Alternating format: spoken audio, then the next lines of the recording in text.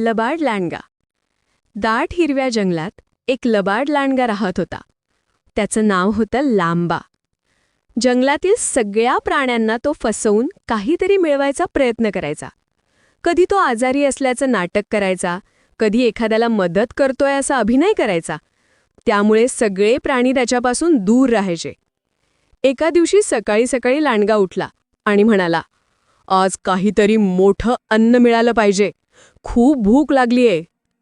तो नीट फिरत असताना दूरवर त्याला मेंढपाळाच्या मेंढ्या दिसल्या. त्यात एक लहानशी पांढरी मेंढी मिनी हिरवळीत आनंदाने उड्या मारत होती. लांडगा मनात म्हणाला, हिच्यावर हात मिळाला तर माझं पोट भरून जाईल. पण मेंढपाळ जवळच असल्याने त्याला थेट हल्ला करता येत नव्हता. म्हणून त्याच्या एकदम खट्या डोक्यात एक लबाड युक्ती आली. तो पटकन जवळच्या चिखलात गेला, स्वतःवर चिखल फासला, शेपूट वाकडी करून रडण्याचा आवाज काढू लागला. माझं पाय दुखलंय, कोणी मदत करा, असा आवाज काढत तो मेंढ्यांच्या दिशेने लंगडत लंगडत जाऊ लागला. लहानशी मिनी चकित झाली. अरे देवा, हा लांडगा आजारी आहे काय? ती विचार करू लागली. लांडगा मऊ आवाजात म्हणाला, अगं बहिणीसारख्या मेंढी, मला खूप ताप आहे. जरा जवळ ये, मला ऊब दे, मी खूप कमजोर झालोय. मिनीला दया आली. ती थोडी पुढे आली. तेवढ्यात झाडामागून चतुर ससा चिंपू बाहेर आला. तो नेहमी जंगलातील प्राण्यांना सावध करायचा. त्याने सगळं पाहिलं होतं. तो मोठ्याने ओरडला, मिनी थांब, हा लांडगा आजारी नाहीये, हा तुला फसवतोय. मिनी थांबली. खरंच? पण तो तर खूप आजारी दिसतोय, ससा म्हणाला.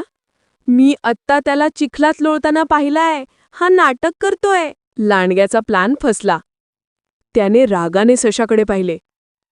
पण लांडगा कुठे थांबणार? त्याने दुसरी योजना आखली. तो म्हणाला, ठीक आहे, मी तिला फसवू शकलो नाही. आता सगळी मेंढ्यांचा कळप घाबरवूया. तो मोठ्या झाडामागून अचानक उडी मारून जोरात ओरडला, वा, मी आलो. मेंढ्या घाबरून पळायला लागल्या. पण मेंढपाळ जवळच होता. त्याने लांडग्याला पाहताच मोठा दंडा उचलून धावत आला. लांडगा भेदरला आणि पळायला लागला.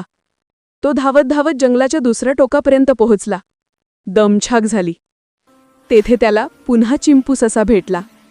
ससा हसत म्हणाला, अरे लांबा, किती दिवस हे लबाडीचा काम करणार?